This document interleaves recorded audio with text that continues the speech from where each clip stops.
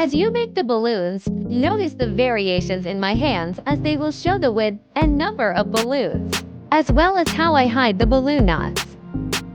If you feel the speed is too fast, you can slow down the video playback speed to better follow our instructional videos for creating balloon models.